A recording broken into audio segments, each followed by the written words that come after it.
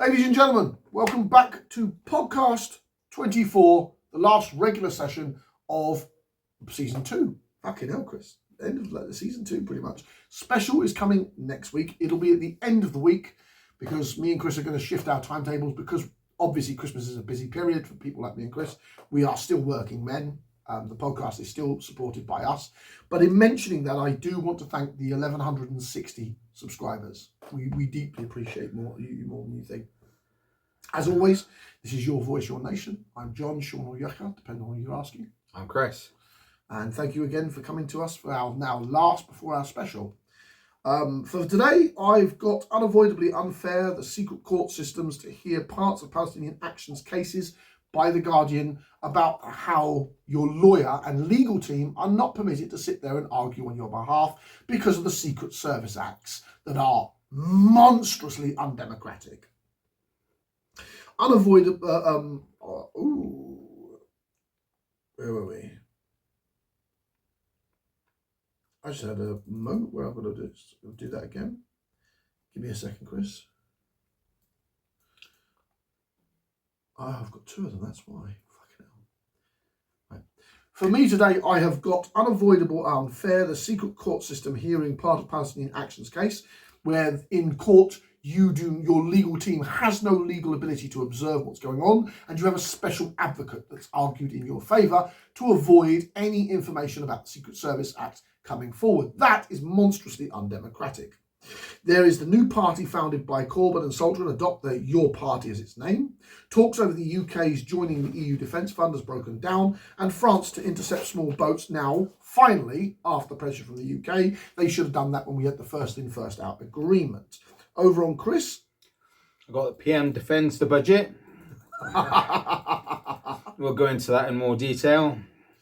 Reeves defending herself after misleading the public.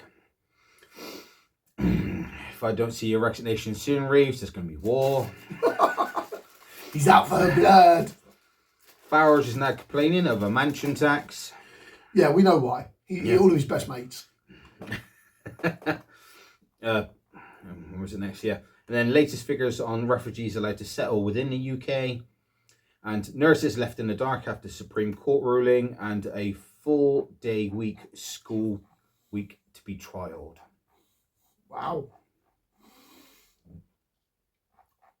So, as I've said already, we will be getting on to our special where me and Chris will be discussing our history on McDonald's and the years that both of us have. That won't be next week, that'll be the week after. It's the week after? I thought it was next week. No, it's the week after because next week's the budget. Yes. Next week's the budget, the week after. Me and Chris will be discussing our McDonald's. Yeah, we thought we'll leave it on like an interesting / hilarious note just before Christmas. Yeah. The budget being hilarious. the 30 billion that doesn't exist. The budget that shall be heavenly ripped apart. Absolutely. And literally, I'm not going to lie.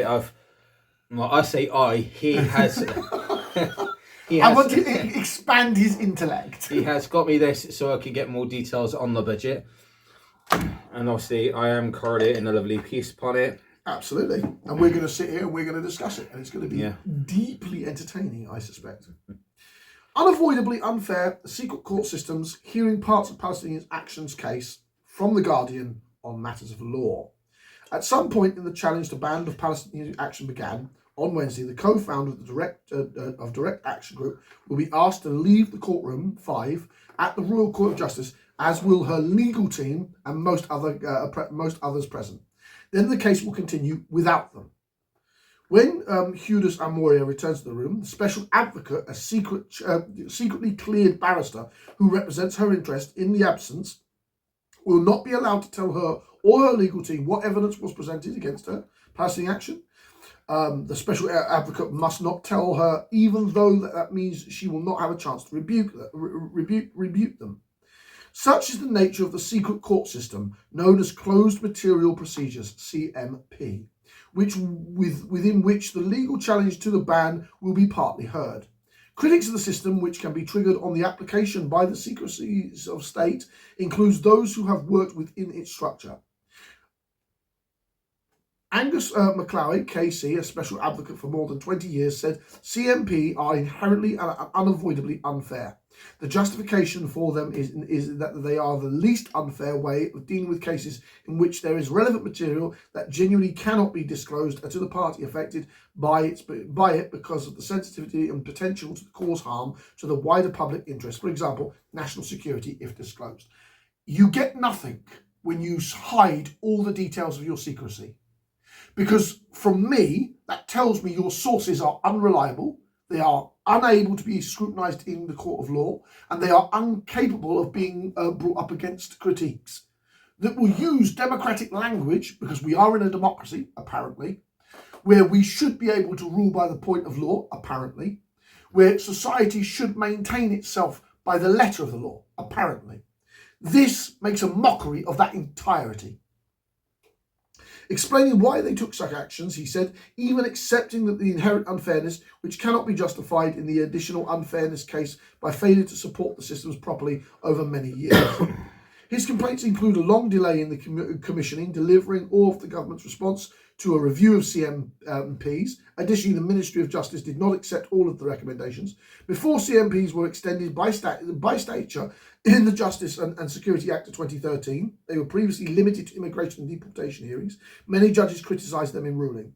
Lord Stahan, whose daughter is one of the 3 judges in Amra's case, said, taken as a whole, the procedure completely lacks the essential characters of a fair hearing and involve a phantom hearing only. This is a High Lord judge making a ruling on what CMPs mean.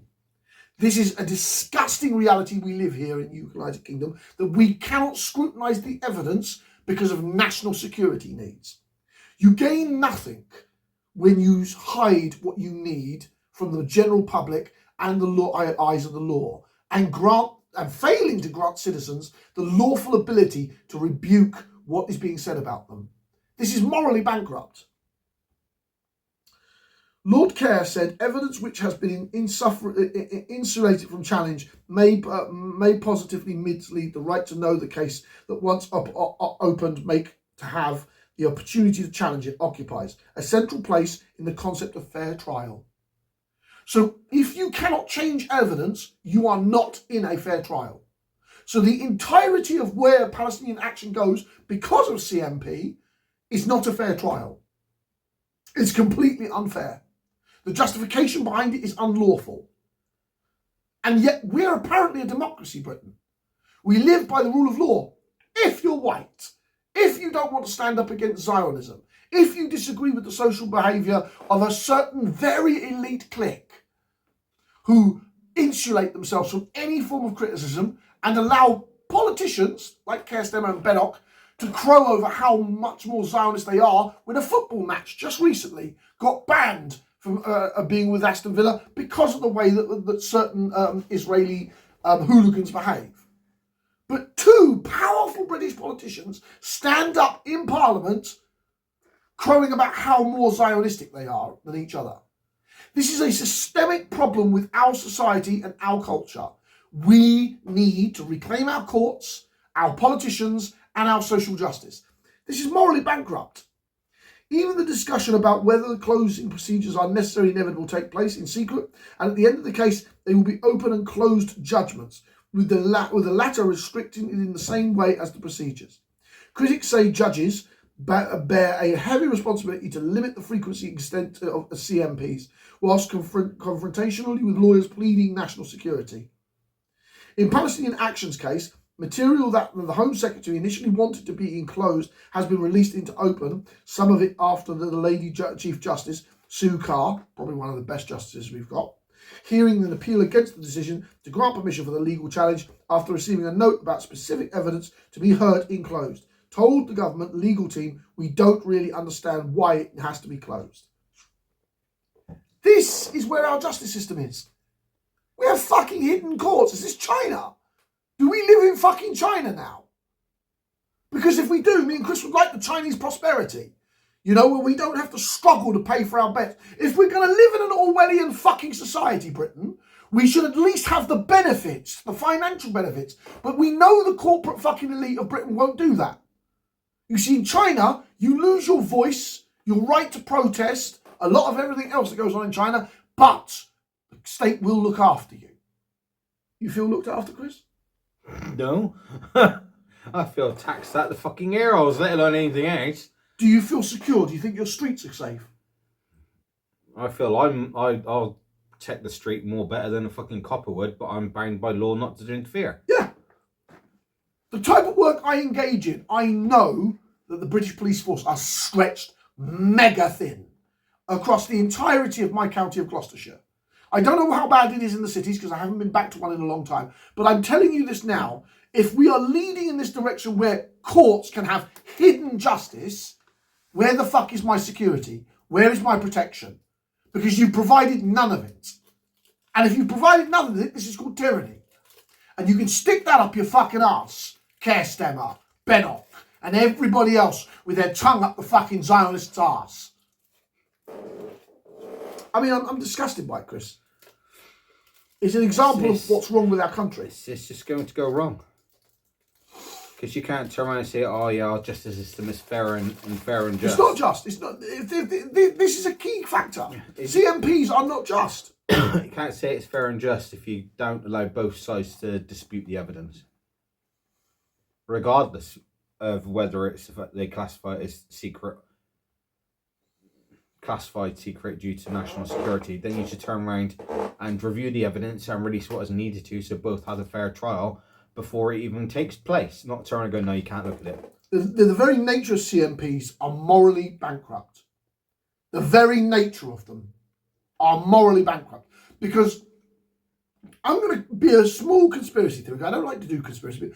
What's the chance that the CMP evidence on Palestinian action was given by the Israeli intelligence network, Mossad, who are known to fucking lie for state reasons? Mossad has been caught for state reasons. Let's say all the CIA who do things for corporate reasons. So my question is, we should know where the evidence comes from, even if we can't know the evidence. And if the British courts cannot say that for national security reasons, the British courts need to get rid of CMPs. Absolutely. Because if the evidence comes from Mossad, they have a political interest in why they would do this. It's morally fucking bankrupt, Britain. And it angers me as a man in my 40s who thought my society was just, noble and upstanding. It's not. You know? And it needs to change. Not going by secret courts, not a fucking No, of course chance. not. Because now you're affecting the things that many of the liberals out there, and a great deal, the two of them stood here, would say is a bedrock part of British society. But you're not creating security. Because we know two of the biggest agencies that feed the British intelligence are unreliable. They are not trustworthy. Over to you, Chris. Absolute disgusting. No, it is. It's vile. It's vile as it comes. All right. Stammer defending the budget. You knew he was going to start the budget. You knew. You fucking knew it. Stammer says he is proud of the budget and insists there was no misleading by Reeves over public finances. UK Politics Live. Bollocks. This is from The Guardian. Prime Minister gives a speech after a report of some ministers are unhappy over the handling over the budget. Stammer declines to say if he expects welfare spending to be falling by the time of the next election. This is just ridiculous. No, it's actually a little blow-by-blow, little live interview thing. I love it. Yeah, I love it. Question, to return to the question Chris Madison asked, do you want to see the welfare spending failing by the time of the next election? Stammer said he has two reviews looking at the welfare spending. The last government lost control of the welfare spending. He said he defended getting rid of the 2-child benefit cap and said he was struck visiting a hospital last week how staff linked poor child health explicitly to poverty. But he did not say whether or not he wanted overall welfare spending to be failing by the time of the next election. Talk about dodge the fucking question. Now, I've got to be careful here, Chris, because we need to get the fucking kids out of poverty to give our country the best possible chance. So, that's a double-edged knife. Yeah. Will it decrease? I probably won't. Let's be fair, it probably won't decrease, but that's not... Are we getting our value for money as a country? That's a far more better important question. That's another thing. Next question. Are you confident Labour MPs will support welfare reform? Stammer said that he saw this was a moral question. He repeated his point about being worried about the young people being excluded for good from the workplace. Stammer claims to support the OBR, but says it should have published productivity review at the end of the last parliament. I mean, to be fair, yes, they should have. Yeah. But the OBR boss has been called a fucking liar by the Chancellor. So one of them's got to be lying. Yeah. And let's be fair, Reeves is a little bit fucking shifty. Question. You're clearly very angry over the OBR, over the timing of its productivity review. If it does not command your confidence, what is the point of the OBR? Stammer denies being angry. Bollocks. They've caught Rachel Reeves bollocks. Yeah. He says it is a good thing that the reviews like this are carried out, but he says it would have been better if they had been carried out at the end of the last parliament. He says he feels if he has been picking up the tab for the last government's failure. It's not just the last government. No, it's not. How many times have we said this? Was it for the past 2 decades?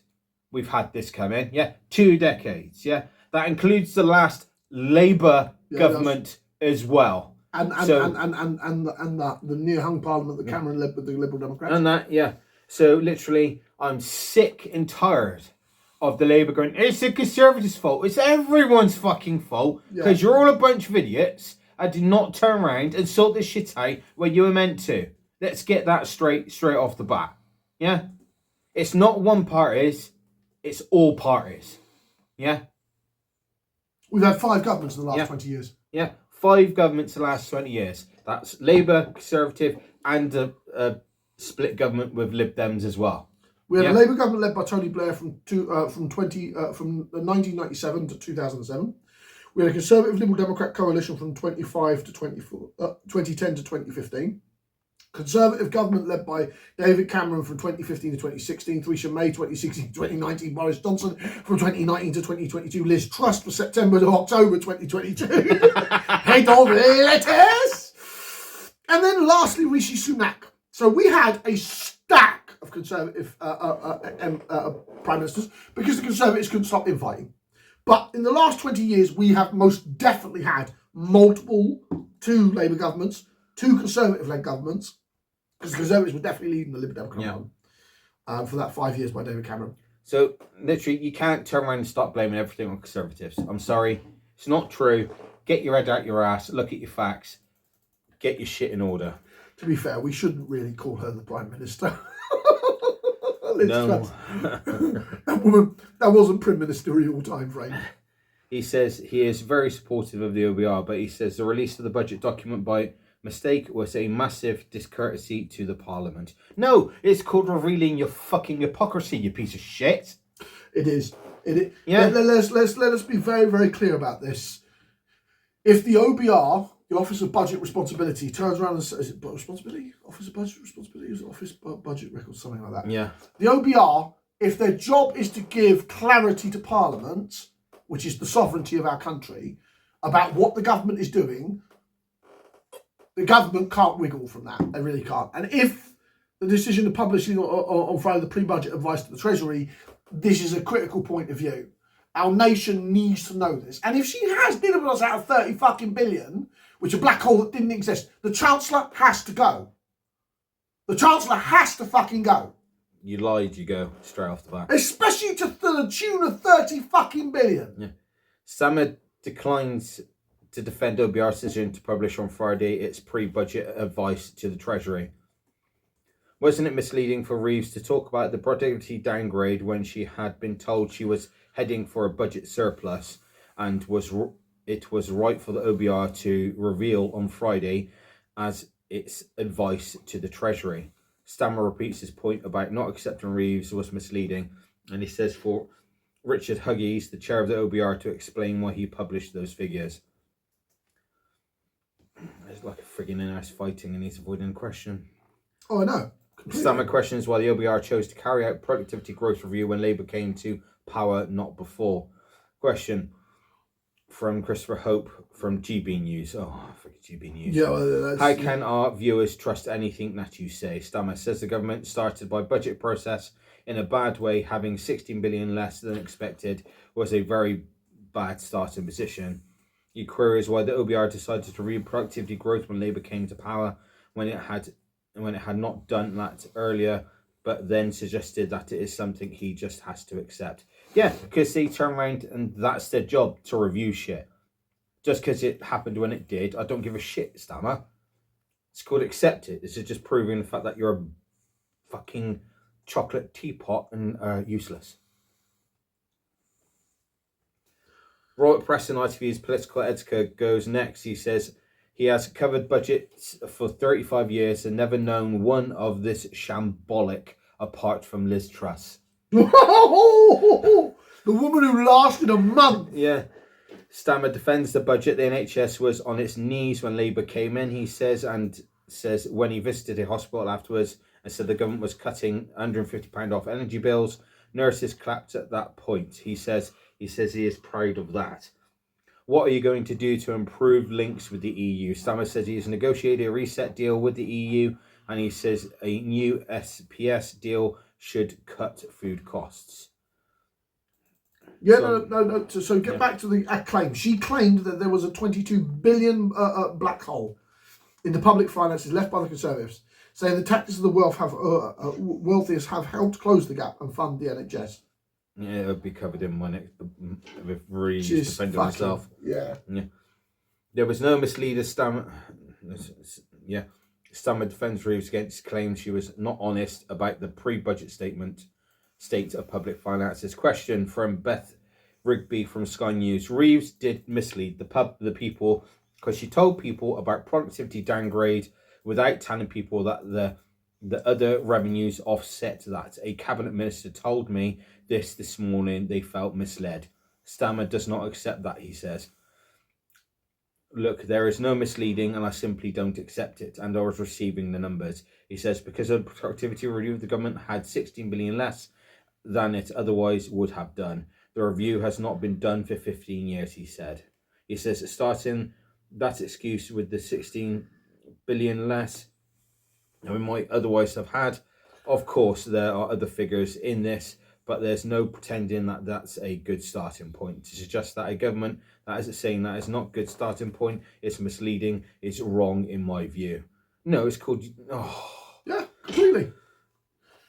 I know. I mean, Chris, that's the nature of it. That's the magical fucking nature of it. The whole... I mean, it's going to go on for hours. Yeah. We've got the general conclusion that the Prime Minister is trying to cover his Chancellor's arse for momentarily. But I don't think it's going to work because the Labour Party can see that the countries are being asked for 30 billion, had a rummage in mine and Chris's pockets, the working fucking men of this country and the working women, and we're not as worse off as we thought we were. We thought, the Tories have left us 30 fucking billion in the hole. Shit. Right, better fill that. Oh, they didn't. Well, that sounds like a fucking pile of dog shit. That's straight up lying to the public. That's misleading the public. That is betraying Rachel trust Reeves in the should public. be fucking fired. You are not doing your job. Your job as Chancellor is to make sure the books balance across the board, using your finances from each sector to keep the books balanced. Yeah, not turn around and go, I've got 30 billion back hole, when really I don't. I just want to turn around and make more money. That is a money grab tactic. That is not what we signed up for. We're here to make our country strong again. To be fair, Chris, stop. If she had worded that, I'm putting these taxes for more headroom and to invest in the country, I could have accepted that for 30 billion. It's a bit of a sting, but we weren't in a fucking black hole. We are irritated about being lied to. The 30 billion is a bit of an ouch. It is. But if we were told, it's for investment in the NHS, if she'd been fucking honest with us, do you know what I'm saying? I'm just getting fed up with this government. You'd like me to have said... If you were to turn around and go, right, our books are square, we're level, we're just going to raise the taxes a tiny bit so we can turn around and sort out the NHS, I could guarantee you would of won the entire fucking nation's fucking decision on it and gone, okay, we're green like that. Because that's about protecting our NHS. Yeah, that's about making sure but instead, that we got Rachel the services Reeves said available. that we had a black hole. She said that. Okay, it's fucking public knowledge. And the Prime Minister needs to understand that. She has misled us. We did not have a black hole. We had a surplus budget. Fucking joke. Fucking joke, Chris. But if you want to, literally, it does the entire interview, question by question, response by response, by The Guardian. So, literally, you want to read it, go through it. And I'm not going to lie, I've read most of it, and it infuriated me. So... Anything about taxes infuriates you, Chris. You get angry, you get blood vessel pumping if someone starts saying, might need more taxes. Fuck off, my pocket hurts. That's you. Well, I'm not wrong, am I? I paid bloody enough, you ain't having any more. Anyway, moving on to my second point. New party founded by Corbyn and Sultana adopts Your Party as name. The new left-wing political party founded by Jeremy Corbyn and Zara Sultana has voted to be named Your Party. The placeholder name is now has used for months. It has used the slogan "This is Your Party" since launch in July, but gave members the final choice of the name from a short list of 4 or at the party's founding conference in Liverpool on Sunday.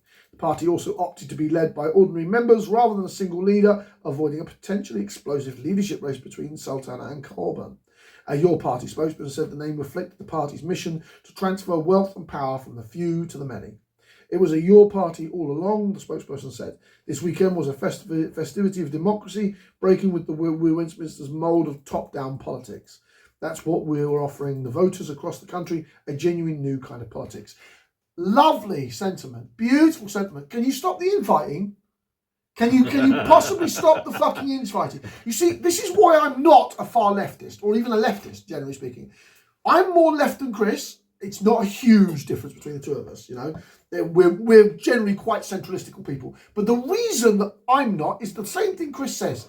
Them leftists fucking fight a lot. And they do. They're always fucking squabbling. The two party founders have had punch-ups about money and they're supposed to be left-wing socialists. How can you have punch-ups with money if you're supposed to be, oh, money's not important? Well, it fucking clearly is. Members have been encouraged to send in suggestions for the party permanent name. Those were then whittled down to Your Party, Our Party, Popular Alliance, and For the Many. A Labour Party slogan used during Corbyn's time as party leader. More than 37% of the members voted for the choice Your Party. Sultana's preferred choice of the Left Party was not chosen to be an option put to the vote, following advice from the Electoral Commission, party officials said. Members also opted for a Central Executive Committee, a CEC, led by non-politicians chosen by members, rather than a single leader. A party spokesperson said, with a truly member-led party, we will offer something different, democratic, grassroots and accountable. And entirely infighting. You see, that's the problem when you have collective rule. It is noted from whether it's been in East Germany, whether it be by Soviet Poland, whether it be Soviet Russia, whether it be any other Soviet republic, collective rule does not work. Because what happens is you have collective infighting. Now, I'm not saying our democracy is fucking perfect. We attack it on a daily basis. No, we intend to make our bread attacking the failures of our democracy. But collective rule doesn't work. So, in my opinion, I don't think this U party is going to get more than 2-3 seats. If they're lucky. The party spokesman said the decision, approved by only 51% of members, headed off a leadership race that many expected between Corbyn and Sultana. A contest between its two most well-known figures could have reopened many of the splits that have overshadowed the founding of the fledgling party. That's the nature of it, though. You think collective rule is going to improve this? There are people online screaming how they're supporting Sultana's side or Corbyn's side. The infighting starts at the birth of your party, and you wonder why people are not taking you seriously. Least of all, two centralists. Less than a month out from its founding conference, MP Adan Hassan and Ibrik Mohammed left the group overseeing the project, citing toxic culture, particularly towards Muslim men. Before leaving, both Hassan and Mohammed had both put their names in a letter criticising Sultana for failing to transfer an estimated 800,000 of your party donations held by companies she controls. Sultana has transferred 600,000, promising any remaining money would be paid as soon as possible as the legal details are ironed out. Sultana did not attend the opening day of the party conference in protest of the expulsion of some members who had retained their membership of the other left-wing group, such as the Socialist Working Party. The SWP are insane. Okay, the policies they want to apply would break the country. So I can understand a slightly, well, they're left, but they're not ultra left, where the Social Workerless Party is ultra left. On Sunday, the new conference overwhelmingly approved allowed members to have a dual membership in the future, Sultana preferred option. The CEC will be able to exclude groups deemed to be at odds with your party values and will also oversee the party's strategy, staffing and resources. A democratic whip system will allow the CEC to instruct MPs to vote in line with the party policy or critical issues, though local branches will decide any sanctions for breach of the whip. Under the new constitution, the independent alliance of MPs, made up of Corbyn, Ayam Khan and Shoket Adams, will oversee the selection of candidates for the next year's local election, alongside members of Oversight Committee made up of random selected members. It is not known if Sultana will have a role on the selection procedure. You're talking about massive amounts of collective conversation, and you think that's a good thing. You need concentrated power to push politics forward, okay? But democratically held accountable. That's what you need. Personally, I would like Sultana and Corbyn to bury the hatchet and work together and actually build a party with some measure of centralistic command, and thereby you could do it. But I think the Green Party is going to hoover this up. The Green Party's leader he's charismatic, he's highly intelligent, he's gifted, he's articulated, and he's driving forward the left. He's going to be the person that takes up the Labour left flank. That's my prediction. Your view? Well, the amount of infighting, they're not going to get anywhere. No, of course not. Because they're not going to get anywhere somewhere. Someone else is going to pick everything else up and charge forward with it. As I said, I mean, you only have to look at the very well oiled machine that is the Green Party right now. The Green Party leader has a plan. He has an executive plan. I don't agree with it. I'll be very, very clear. But I admire the man's centralistical message. I admire the man's drive, and I admire the fact that he is drawing. So yes, the Green Party, under its current new leader, is going to bury your party. That's my prediction. I wouldn't be surprised, because the fact he's got all his ducks lined up in a row, and he's just going straight for what he wants. Absolutely, which is what you need in politics. You do. You need a plan. You need to execute the plan. You need to stay on the plan or alter it if it cannot be kept, and be open.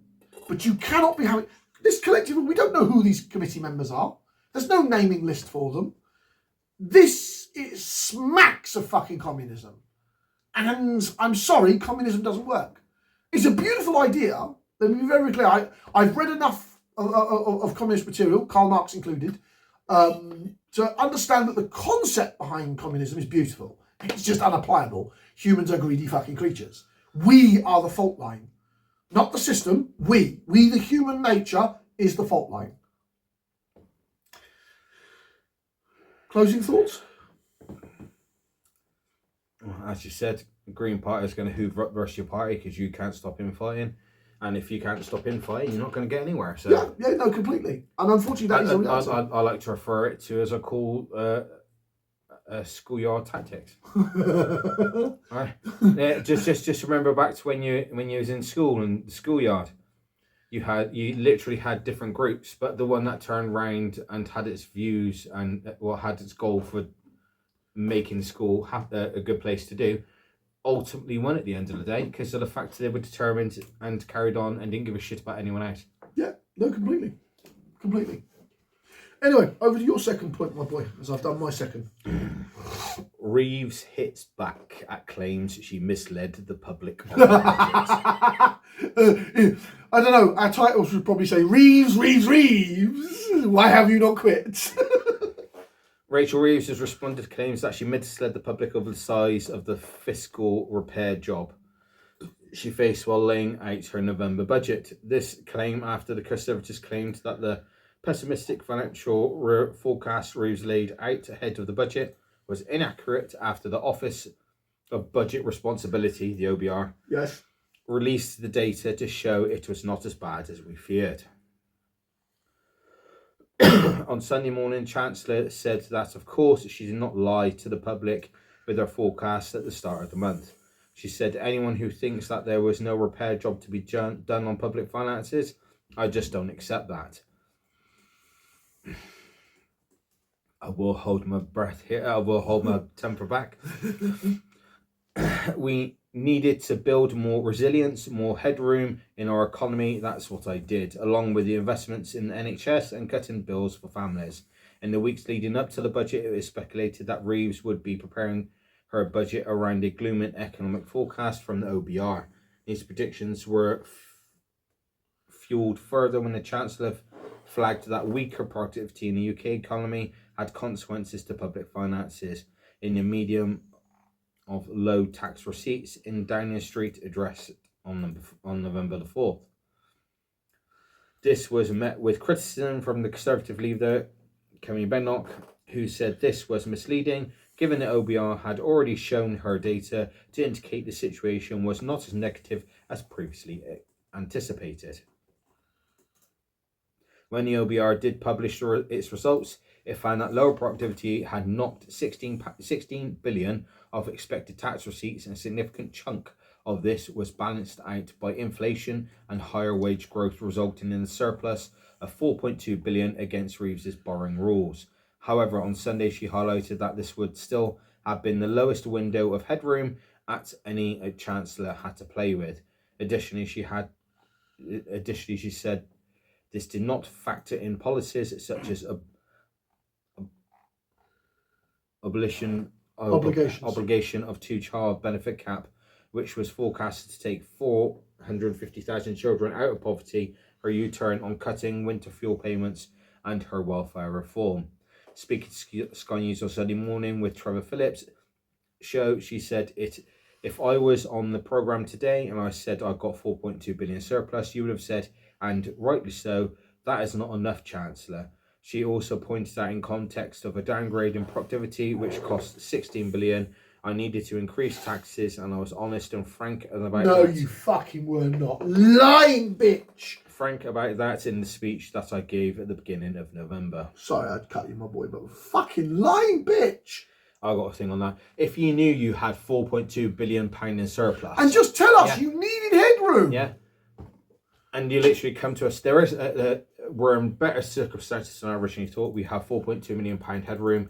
I just need to do I just need to raise certain things on taxes, so we got more of a headroom for future planning down the line. And the main target is the NHS to improve. I can guarantee you there wouldn't have been any of this mess. There would be no backlash, no nothing. They were going, okay, so everything's better than you thought. Not quite as much as what you would like, but you're only upping the tax, so we have a better NHS. You would have won hearts with that. You really would have. But instead, you decided to turn around and say we got 30 billion back whole when it didn't even exist. No. So the moment you done that, you lost trust in the public, lost trust everywhere else, and the MPs, her own fucking MPs. Literally, you literally just wiped yourself off the board. The only thing you need to do now is step down and resign. Yeah, absolutely. Yeah, I don't give a. Obviously, the budget will be reviewed, and I'll give my opinion on what could have potentially happened. That's next week. Or gone a different route. I still need to do my homework on a bit more of it and come up with a feasible plan, because I'm not going to be dream big or anything else. I'll give you a sensible one, and then I'll turn around and say, if I were in charge, I would have done this. But my intention of being in charge is to rock the boat entirely, and basically rebuild. Literally cut it down to a stump and rebuild on sensible foundations. Exactly. Yeah. Repair the tax system. Yeah. Absolutely repair the tax system. But that's based on what I would do compared to what the current government will do. Or any of the current governments. Or any of the current governments. To be fair, I was going to move in by involving talks over the UK joining EU defence funds to break down today. I'm actually not going to. I'm going to follow up with what Chris has got here from Chris Mason, why, in my judgment, Reeves was misleading on specific points. So we concentrate on the fact, because the budget is really important to our country. Before we go on to his, Nigel Farage, leader of Reform, has called for Sir Keir Starmer to investigate potential breaches of the ministerial code, which compels ministers to give accurate and truthful information to Parliament, to be as open, as honest and open as possible with Parliament and the public. Now, I'm going to stop here. That lying bastard calling for that is unfucking real. I'm going to say that despite the person calling for it, that is the sound call. Yeah. But the fucking scumbag calling it. It's this, the only issue I take is who's calling for it. Yeah, exactly. The call is justified. It just should come from someone else. Yeah, absolutely. Bennock, you should have said that this was an opportunity, Bennock, you let lie. You let that lie. You should have called for that. Any of the other parties that should have called for that, but instead you let it's that the lying fucking scumbag call it. Just, fucking unreal. Anyway, moving on towards, again, still holding on our budget. Yeah. Chris Mason, why, in my judgment, Reeves was misleading on one specific point. And this was updated an hour ago, the 1st of December. Yeah. You may have seen the blizzard of headlines over the weekend in which the Chancellor, Rachel Reeves, was variously accused of of lying and misleading you before the budget last week. It is my job, after careful examination of the facts, to call it on your behalf, in careful, precise language, and in my judgment on one specific element of what the Chancellor and the Treasury told us before the budget, we were misled. Let's walk through this one step by step. On Tuesday, the 4th of November, the Chancellor called an extraordinary pre-budget news conference. That was novel and voluntary. That was novel and voluntary. Such a thing had never happened before. Reeves called the news conference because she wanted to prepare the ground for a big budget full of difficult choices. And let's be clear, much of what we have heard from the Chancellor in her brief breakfast speech this morning, almost 4 weeks ago, reasonably leads the grounds for what was to come. She made it clear that big tax rises were coming and that she was right. She talked about the importance of to her of measuring to try to address the cost of living, and that there were there in the per budget last week. She expressed a desire for more wiggle room in the spreadsheets against her self-imposed physical rules, so-called headroom. She delivered on that too, as she did on maintaining long-term investment spending. It's important for you. She didn't mention this though, language-wise. Critically, she also talked about productivity, a measure of the output of the economy per hour worked. The forecast and watchdogs, the Office for the Budget Responsibility, was expected to review down in estimates for productive growth. This decision by the OBR had big implications for Reeves, impacting the numbers, spreadsheets, and therefore the calculation and trade-off she would have to make. In isolation, that made things harder for her, without question. In other words, nothing she said in the news conference was wrong. But, and this is the key point, we need to know we know now she knew something that she didn't share with us that morning. And that is that the tax receipts were much better than expected and more than offset the reduction in productivity growth. The OBR has since made that very clear and set out the timetable of what it told the Treasury what, including that the Chancellor knew about the tax receipt data at the time of the news conference. In fact, 10 days later, the Treasury did choose to volunteer this fact about tax receipts, when the Financial Times reported that the income tax rate wouldn't change in the budget after all, and the markets that wondered how on earth the numbers would add up. What followed was briefings to me and others, which was accurate and was intended to be reassuring to those markets, and which amounted to saying tax receipts are much stronger than we expected, so it's okay. So in the news conference a month ago, the Chancellor volunteered to share some of the information she was privy to, but chose not to share other information she was also privy to, only to the choice to share the thrust of it when she judged to be politically expedient 10 days later. I should say that the Treasury maintains that it is unfair to say she was misleading, because at the time of the news conference, the Chancellor confronted a huge hole in her spreadsheet, giving the buffer or headroom she wanted to build up and the policy changes she wanted to make. The numbers do not back this up, and the OBR could say that the Chancellor was right to be conservative and cautious, or that she should have based her plan on earlier versions of the Watchdog's forecast, because that would have been the right thing to do. The OBR boss, Richard Hooge, will be answering questions from MPs on the Treasury Committee on Tuesday morning. We're going to be watching that.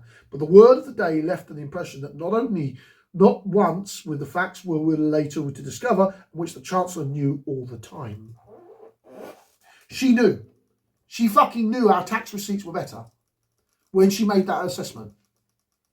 Why did she not tell us financially, I just need more headroom. I need to heal the NHS. I want to get kids out of two-car poverty. Me and Chris would have supported that. We got broad shoulders. We're getting fucking hit by taxes left, right and centre. But if we're told it's going to improve our country, you'd see us grit our teeth and tighten our belts. But we were fucking lied to, and that pisses us off. Views on Chris Manson's opinion? It's echoing what everyone else is saying. Yeah. Yeah. I'm sorry, Reeves, but when you got multiple people saying you knew and you decided not to tell us, you're done. You're just simply done. Yeah. As I said earlier, you just need to hand in your resignation, step down and leave. I don't think... I mean, if she does, it will rock Keir Starmer's... He might go straight after. That's why I think he hasn't let it. Why do you think I want her to leave? My boy wants him fired! Once one goes, the other goes. It's a domino effect. It doesn't matter which one goes first, but once one's gone, the other's gone. I genuinely think that the reality is that we are seeing the end of Keir Starmer's government. I predict it will collapse next year. I thought it'd be by Christmas. Your thoughts? No, for some reason he seems to be holding on for Christmas. But then I think holding on for Christmas, but then I think that's because everyone else is focused on Christmas. You think he'll go in the new year as well? Yeah. Yeah. We have a prediction that Keir Starmer, because of Rachel Reeves and this black hole fucking budget that didn't exist, this will continue to toxically dodge him up to and into the new year. And I suspect that's why she launched it in the Christmas period. Because she knew much of our country wouldn't be watching. That wouldn't surprise me, yeah. Anyway, over to Chris for point 3. Nigel Farage's whinging about the new mansion tax. Why the fuck does that not surprise me? Mansion tax critic Nigel Farage owns wealthy reform UK colleagues face being hit by the new duty we can reveal. Fucking good. I don't care. Yeah. I'm sorry, I don't. You own a mansion, you pay the necessary tax to go with it. I'm sorry, you fucking bought the place, you should be able to afford it. If you can't afford it, you need to downgrade. You bunch of muppets. Basic financial stability. Absolutely. Yeah? You complaining about it just says to me that you got everything on a fucking tightrope and it's only one flick away from you going down the rabbit hole of poverty. Come join us. Farage, come join us. Ouch. I could tell you now, if you worked at me at McDonald's, you would be scrubbing everything. Oh my days! I would bully him badly. I would be a monster. That lovely greasy job of cleaning the grills would be your daily task. Ooh, shit. The party leader suggested the tax announced in Chancellor Reeves' budget on homes worth over 2 million would leave widows distressed, but we can disclose how 2 of the MPs of the party's treasury own multi-million-pound properties, meaning they might be forced to fork out for the new charge. Fucking good. I'm sorry, but I don't care. I really don't. You can stick your head up your ass when it comes to this. Yeah? Yeah. And that's me basing it on the sole literally thought of, if you're able to buy a mansion, you should be able to afford to run the mansion. Absolutely. Yeah? That is basic 101. Yeah? I'm sorry, anything else goes out the fucking window. I don't care. If you can afford a mansion, you can definitely fucking... And I don't buy this. I don't buy this bollocks. Widows. Fuck widow. The woman owns a mansion. She sells her fucking mansion. She's minted. She gets herself a nice cottage in the countryside. Lives on the investment. They're mansions, for fuck's sake. Sells her £2 million mansion. Oh, banging. I'll buy a £500,000 cottage. I've still got 1.5 million, which I could turn around and make money off. You just... Are you insane? They're mansions. They're not normal living houses. I find it baffling. If I owned a mansion, it'd take me a week to clean the fucker. With the way you are, it probably would. Start Monday, finish fucking Sunday morning. And then start again.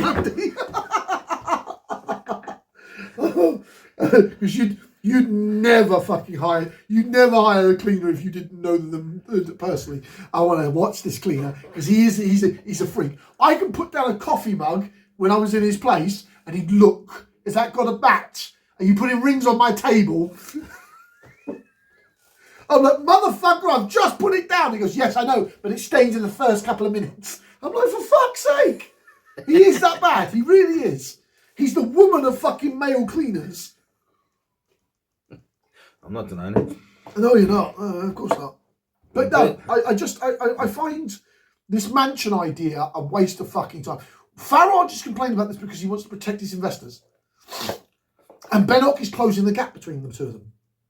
That's the important thing. This is why he's making such noise, because he wants to protect his investors, showing he's on their side, because Bennock is closing the gap. Just recently, the Conservatives are actually catching reform. That's because people are starting to notice reform are racist, xenophobic, nasty bastards who serve the rich. Are more toxic than they realised. just a tad. Yeah. Just a little bit. But literally, I'm sorry. Literally, this is only a very quick point on it. I'm just turn around. My message to you, Farage, shut the fuck up. I don't care. Honestly, don't. Yeah. That's brutal. Yeah. I'm putting it straight off. I don't care. I'll say it for third, if not fourth time. If you can afford to buy the mansion, you can afford to run the mansion. If you can't afford to run it, you should be bloody in it. No. Simple as basic finance 101. Yeah, absolutely. Yeah. The fact that you're crying about it says to me that you can't afford shit that you're fucking living in. We done with that one? Yeah. France to intercept small boats after pressure from the UK. France has agreed to start intercepting... Finally! No, Chris, don't.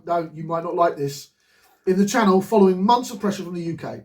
These changes in policy come after Prime Minister Sir Keir Starmer wrote to President Emmanuel Macron, urging him to back the plan and to say we currently have no effective deterrent. The Prime Minister has no effective deterrent. In the Channel, according to reports in the Le Monde External, French security forces will be allowed to stop small boats at sea, but only before they pick up their passengers. All right, so hang on, let me get this right. So you sent a positive, which was a win, and then turn around and just wipe it out by being a dipshit and admitting we don't have anything. They're not prepared to use the Coast Guard cutters because they're using them for crime, because we haven't got enough of them. You know, me and you talked about that podcast ago. More cutters. The fact that we gained a win and then he undermined it in the very next sentence. Yep. You fucking muppet. French security forces will be allowed to stop small boats at sea, but only before they've picked up their passengers. Only before they've picked up passengers, Chris.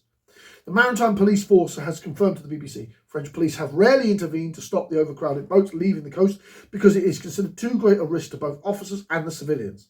The Le Monde report that Sir Keir Starmer letter as reading, it is essential that we deploy these tactics this month. We have no effective deterrent in the Channel.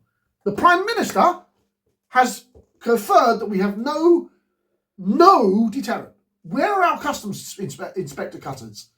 Why have we not built more of them? Why haven't we bought more of them, for fuck's sake? Just buy a couple of fucking dozen of them off the fucking goddamn Americans and say we'll pay them when April comes round. Jesus fucking Christ, this isn't rocket science.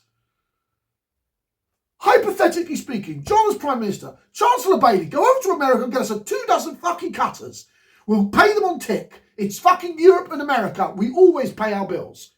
Chris comes back next week with 12 fucking brand new cutters, chuck all the border guard on them, problem fucking solved. I won't come back with 12, I'll come back with fucking 24. Do you know what I'm saying? These are problems that we can solve that no one wants to solve. Literally, if you said we need border cutters, I'd just turn around and go, right, so what can we afford when our next boost of money comes through? Right, good, I need all that. Fantastic, go over and I'll come over with that money. Yeah, 24 of them. I say get 12. We need a minimum of 12 for each region. Chris gets 8 because he's got backup. It's baffling to me that the Prime Minister would not only admit this in public, but is showing weakness because of it. Now, French Maritime Police spokesman said officers will start intervening at sea with the aim of safeguarding human life. Now, I agree with the safeguarding human life, but the fact that we have these problems and the Prime Minister doesn't want to resolve them because the tax system is fucked. Hang on. All right, so you just undermined everything within literally 2 seconds after a nice positive win, yeah? Absolutely. I see this incentivizing Brits going over and popping those dinghies even more. That's the problem, and it endangers life. Yeah. So you not only have undermined the entire Britain, yeah, by saying we haven't got anything. We could just turn around and said we are working on to improve.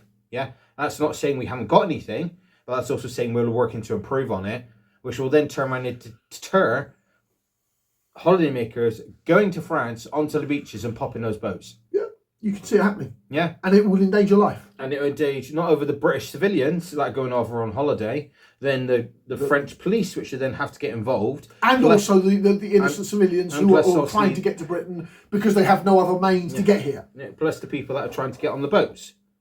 Yeah. Granted, they are doing it illegally and they should do it legal way, but that's entirely different matter. Yeah, but that's an argument we can have when they're safe. Yeah.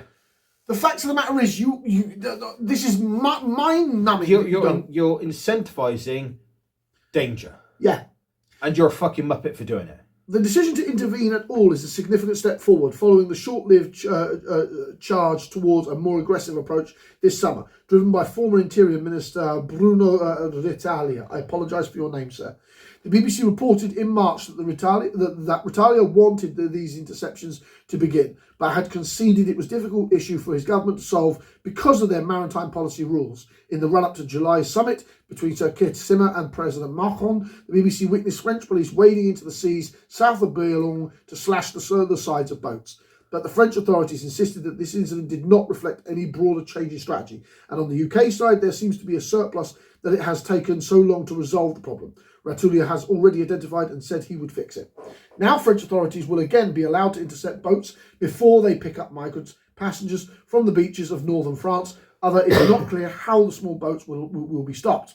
Strong winds are currently delaying the start of the interception, and the people smuggling gangs will be looking for ways to adapt to avoid interception, as they have done so often in the past. The UK government spokesperson said, "We continue to work closely with our French partners." You mean the people doing the work you should be fucking doing? On the shared challenge of illegal migration. And there is no such thing as illegal migration. I need to get this language out of fucking mouth, Chris. There is migration because the people can't actually lawfully migrate. Remember, Britain, we still to this point have no way of anyone on the continent who isn't a citizen of a continental country to apply for British citizen. Okay? So we need embassies. The consulates, we spoke about. Consulates, the consulates. Yeah. I'll cut that. We need consulates. And because we need these consulates, Britain closed them all down in the previous Conservative government when we left the EU. We have had an increase in migration since we left the EU. We physically have lost... consulates and embassies basically... No, consulates are different. A consulate is less than an embassy. Is diplomatic property. Technically, if we have an embassy, we do have an embassy in France, that's considered theoretically British soil. It's legally British soil. Consulates are not. I think that's right. I might be a bit off. But the reality is that the British people have a moral responsibility to protect real refugees. We are still part of the legal documentation, which Nigel Farage wants to escape from, involving refugees. And this is something that we should be all scared of. Because when we start mistreating our fellow human beings, we are leading down the path of tyranny. Anyway, Chris, over to your last point, I believe. Last point. I still got 2 more after this. Oh, Christ. But it leads rather nicely into the number of refugees allowed to settle in the UK under UA schemes. It's shrunk. Yeah. It's shrunk. I do remember. Falls to 26% of the year. So something's working.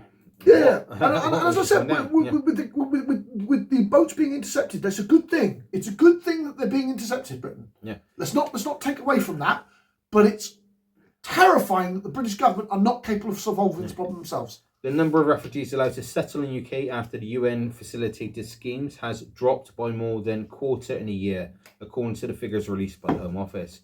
Just 7,271 people were granted protection through refugee settlement programmes in the year ending September 2025, about half of whom were Afghans whose lives were at risk from an accidental data breach by UK defence official. This compared with 9,872 people allowed in under the same scheme in September 2024, a fall of 26%. The figures have emerged 2 weeks after Shahbaz Mahmood, Home Secretary, sought to justify hardline policies by saying she will soon launch 3 new safe and legal routes for a modest number of applicants. I love that. She's setting up safe, secure routes for people to come around and do it properly. Yeah? Fantastic. I like that idea. How effective it will be, we shall find out. While a family members to the UK was suspended, most number of applicants, a scheme allowing refugees to bring their family members to the UK was suspended in September.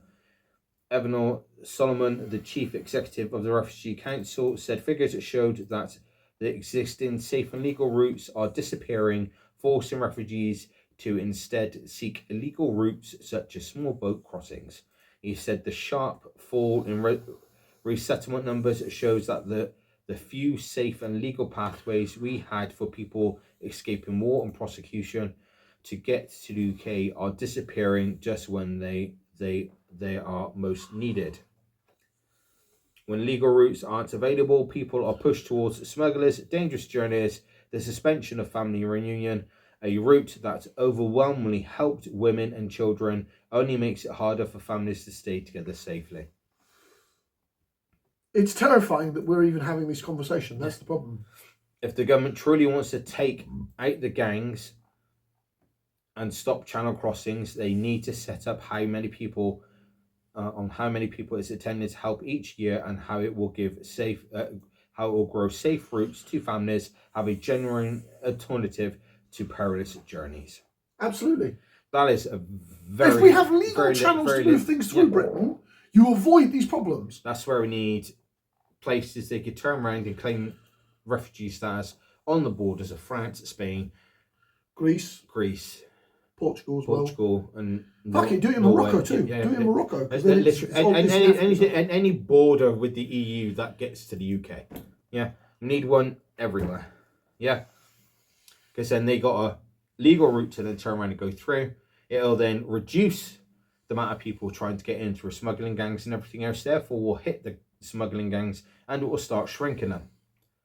Practical common sense. And it will also create more jobs. Absolutely. It ties into a secured border leads to a secured nation, and we can then apply legal, lawful abilities to enter. I love the way you said that. A secure border, which means no open borders. I didn't say we need open borders. We need secure borders. No, there's currently open borders. Yeah, yes. Secure borders means not open borders. Let's get that right, people, because people are starting to mix things up. Yeah. The reason we have the issue is because we have open borders. We do. Yeah. The moment we secure those borders, the moment everything falls in line. Well, not everything. The migration problem starts. Most things start to fall in line. Yeah. Where we start to gain control of what's happening on our coastlines and borders. Yeah. That is what's it. Oh, hang on. I'm sorry. Who said that a while ago? I believe Trump said that. Unfortunately, I don't even like that cunt either. He's a bastard as well. But the fact that Trump said that, and we're now starting to actually turn around and slowly start to get towards secure borders by putting up safe legal routes. I find that much of what Trump says is mixed in between genuine honesty. You need to you need to pick out the bits which are actually beneficial compared to the waffle he says. But that he actually made it is an actual point. Secure borders, open borders equals issues. Secure borders. Yeah, no, of course. No, we absolutely need to have secure borders. I think that people are underestimating. And to the extreme left that say you need open borders, you can go shove your head up your ass. No, that's mad. You need to have, because with secured borders, you can actually protect the migrant flow. You can stop them from being harmed. And I think people don't understand that. Open borders leads towards problems, massive problems, and we've seen it. Drug problems are another reason why we should close our borders. Drug problems, it just opens it up to criminal activity, which it doesn't affect us whatsoever. It then entices the wrong people into the country. Yeah.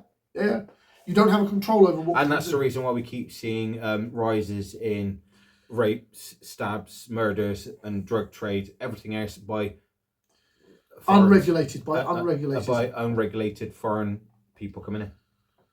And that's not even racism. I don't want rapists, murderers, stabbers, drug dealers in my country. I want honest, hard-working, peaceful migrants. I don't think that's unreasonable to ask for. And the reason I specifically said foreigners is because that encompasses everyone that's not British. Yeah, that's everyone. So you can't turn around and say I'm racist because that encompasses everyone, including the Americans. Yeah, no, I would be inclined to include the Americans and the Canadians and everyone else who's amongst that lot. Yeah. You can't, for those that turn around and go, you're racist and all this shit, shove your head up your ass. No, of course not. No, asking people to be held accountable based upon the migration needs, I think is actually quite sensible. It's very, very sensible. Right, so now you got any more? No. You're back to you, mate. Lovely. Right, this one. Nurses left vulnerable by bosses as Supreme Court's trans ruling ignored. I thought this was an interesting one. The world's largest nursing union is facing backlash from staff told to broaden their mindset on trans rights. Despite a landmark Supreme Court ruling reaffirming that legal recognition of biological sex, the Royal College of Nursing, RCN, has stalled implementing the judgment. In correspondence seen by the Express in cities, the need to wait until the Equality and Human Rights Commission, EHCR, publishes statutory guidance, a process hampered by resistance within public infrastructures. The delay comes as the RCN refuses to publicly support Jennifer Mill, a Christian nurse, suspended after refusing to use biological inaccurate pronouns for a convicted male paedophile patient. The RCN has been urged to use its influence to prevent the profession becoming one where suitability depends on adherence to acceptable ideological beliefs, and warns Miss Miller's case is not an isolated incident. Of course it's not. Yeah. Miss Miller, suspended on April 2nd before the landmark Supreme Court verdict, met with the RCN General Security and Chief Executive Nicola Ranger last month. Afterwards, the single mum was told in writing the union acknowledged the heavy toll the scandal has taken, but confirmed it will not act substantially until the ECHR does. Oh, no, sorry. No. Of course, there's union choice. No. They're protecting their own arse. No. If it's been fucking goddamn... Yeah, no, they're protecting their own arse, Chris. If it's been turned round and ruled by the Supreme Courts of the what's a man, what's a woman, you just need to reinforce that. They're not going to. Yeah, you just need to straight off do it, because the ECHR is going to turn around and play this out in the long game, and you're just going to hurt yourself in the frigging long run. Oh, of course. Yeah, you just turn around, adjust your HR policies and your legal policies, and turn around and say, this is a Supreme Court ruling, we're following the Supreme Court, this is the actions we're taking, end of question, you don't like it, tough. Yeah, I'm sorry, you need to take a hard stance with it. I don't care who it offends, yeah? If it's been ruled by the Supreme Court, you just adjust your policies accordingly. And this is mine and Chris's opinion that we are ruled by the letter of law. Yeah. Literally, if it's done by the courts, you just follow it straight off. Go, sorry, it's been done by the Supreme Court ruling and everything else. You have any issues with it, give them a frigging goddamn email address, telephone number, or whatever to oppose their opinion. Because if I was on the other end of that line, I'd be like, tough, and hung up. But I'm an evil bastard, so. Yeah. Yeah, I'm like, well, you're definitely on that perspective. Yeah. I mean, from my point of view, I think the leaving that nurse hanging like that is disgusting. I think it's a very key factor of leaving her out. Because you're leaving nurses across the entire UK in a very perilous position. Oh, and he was a convicted sex offender. Yeah. Convicted sex offender. Convicted paedophile. Yeah. I'm sorry. Fuck it out. Fuck you. Yeah. Just fuck you. Yeah. Just implement the rules. Don't wait for somebody else. I don't give a crap. It's been judged by the Supreme Court ruling that surpasses the ECH fucking R. So the ECHR needs to pull up their bloody socks and just fall in line as well. Of a fucking sex offender. Jesus fucking Christ, what's this country coming to? Yeah, just pull your socks up. Change your policies, change your litigation, and just go for it. Stop trying to pussyfoot and not hurt people's feelings. I'm sorry, but regardless of what you're going to do, you're going to hurt people's feelings. And at this rate, you're going to hurt everybody else's apart from that very small percent. The problem I've got with this is because it leaves you're now getting to the point where nurses might not take the jobs. You might get nurses say, I refuse because I don't want to be leading litigation. And they're having these problems right now in America. Yeah, literally that. So in fact, they could turn around and go, it's conflict of interest. Yeah, technically he's a biological male, but he's saying he's female. And the nurse would go, I refuse to treat him, serve him, exactly. And it's a danger. It's a general danger. I refuse to treat him because it opens me up to legal litigation. Legal litigation, which will destroy my career. So no, I refuse to serve, which they have their entire right to do, and you can't turn around and force them to do it because then you'll be open to legal action. It's mad. It's mad, and these are the problems that are going on in the US with involving trans rights and that lot. And we need to have an open, an unemotional conversation about it. That's the thing that worries me with regard to the subject now, and all the memes I keep seeing is people who turn around using common sense and logic, and to literally turn around and literally say to the people that are screaming and shouting, calling you homophobic and everything else, turn around and push them out of rooms to turn around and go, come back when we can have a sensible conversation, not led by emotion. Yeah, absolutely. I think that's going to happen now. Yeah, it's wiping out that movement. So because of the fact that they can't come to the table and have a sensible conversation about it. Because they start screaming things like homophobe and transphobe and fucking bigot and call you nut. I'm attacking Nigel Farage every 2.5 podcasts. How the fuck am I a right-wing fascist? And I've been called one because I won't stand up and say that's a woman when it clearly isn't. And last thing, it's just a quick one. Schools urged to trial 4-day week to ease pressure on teachers in England and Wales. Fucking Jesus. We're getting to 4-day weeks now for teachers. Yeah. Campaigners have urged the government to pilot 4-day working weeks in schools in England and Wales, saying it would boost school teacher well-being, retention and recruitment rates. The 4-day week foundation has written to the Education Secretary calling for greater autonomy for schools to pilot shorter working weeks, saying the government will not be able to meet its manifesto pledge of recruiting 6,500 new teachers without change. You see, I've got a problem here. Teachers get 13 weeks holiday and they finish their job at like 3 p.m. in the afternoon. I don't understand why we need 4 fucking days for schools. I see an issue with this because of the fact you're reducing the learning. And you're reducing the amount of time. Yeah. Well, where are the parents going to do with this? I say you're reducing. Both parents work in most houses in Britain. I say you're reducing the learning of the child. Yeah, which means it's going to take them longer to do anything. Yeah, and learn stuff. Secondly, you're putting more pressure on the parents because they now got to find extra babysitting and everything else. Yeah, because most households, both parents work. Because most households they work. It's very rare these days that it's just the man working and the mum at home. I'm not getting into that conversation. We probably will at some point. Yeah, we will at some point, but at the moment, not today. Yeah. But the fact is, you're putting more pressure on the parents, but rather funny regarding the separate subject, taking the rights of how the kids are taught in school away from the parents. Another conversation for another day. You're putting it. You're twisting it and making it harder. In my opinion, it should stick to a 5-day week. Yeah.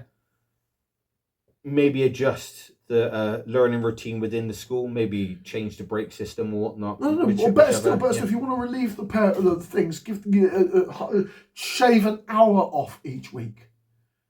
You see, then you've still given the kids the time. So have them go home at 2 o'clock instead of 3 o'clock. No, I reckon the standard 9 to 3 should stick.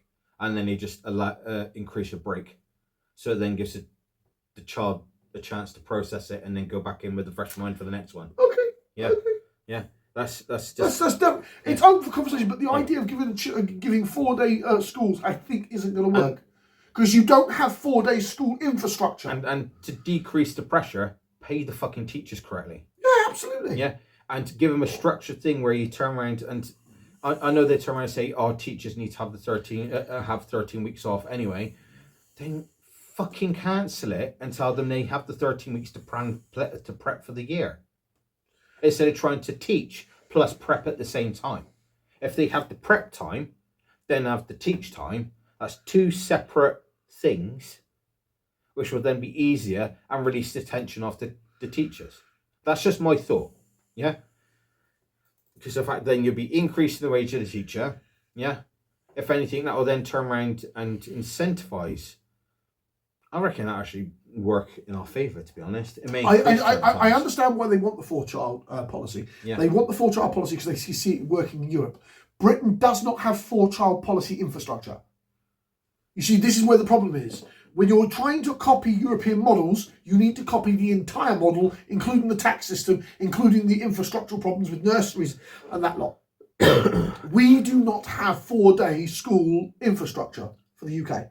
I'm not saying it's a bad idea, Chris. I'm saying we don't have the ability to make it work. Yeah, because it'll cause too much strain on everything else.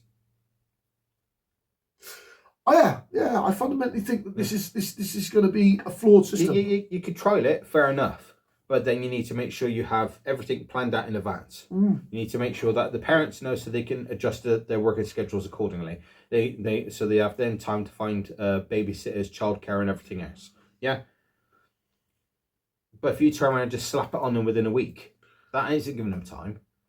I would turn around and say at the end of the school year, as I call it, was it July, usually the end of the school year, so they have August off and then back in September, yeah? You then turn around and say in May of that year, next year, we're trialling 4-day weeks for a month to see how that goes. I don't think it'll have a negative or positive impact upon the child unless we have the actual 4-day kind of infrastructure that Europe uses. There's too many after effects. Yeah. That will... You have to take into account that both parents work. Yeah. You have to take into account... Or if it's just a single parent. Fucking Jesus. Yeah. Fuck. Oh, the Bilama Shitana regime. A single parent trying to do 4-day working weeks. For the school kids. That's... Yeah, the only thing mission fucking impossible. I can tell you now, if you're a single parent and they go down to 4-day school weeks, that reduces your income, which means you'll be on more benefits, which will then turn around and cost the taxpayer more money. Oh, Chris, no, I don't need to be hearing more money going out of my pocket. Yeah, which instantly pisses everybody off because of the fact it means more money out of our pockets. Yeah. No. I want to support the single parents. Yeah. I want to support the growth of our children. Me and Chris are not anti them. Let me be very clear. But the idea that we should make single parents poorer and having to leave work earlier, losing less money and requiring the state to pay for them is morally fucking wrong. It's a treacherous black hole. I think it should stay at 5-day weeks, and you need to adjust your learning schedule accordingly. And I'm sorry, teachers, those weeks off where the kids are off, that's where you need to do your planning. If anything, I'll turn around and say... They get 13 fucking weeks a year. If anything, I should turn around and say that summer holiday, should be your planning routine. It's mad because I've never had 13 weeks off of fucking work. If I had 13 weeks off a fucking year, I'd be dancing. What the fuck you on? And you motherfuckers finish at 3 p.m. Some of us are still working for another 6 hours after that. I say, I've just reached a 6-week bracket of holidays. I'm like, 13, I'll be skipping down the fucking street. Well, I think is that the end of you there, Chris? Yeah, that's the end, yeah. Okay, then, from us, as always, this is a bit of pleasure. I'm John, Sean, or Yaka, depends on what you're asking, and this is Your Voice, Your Nation. I'm Chris, hope you have a smashing day. Assalamu alaikum wa rahmatullahi wa barakatuh.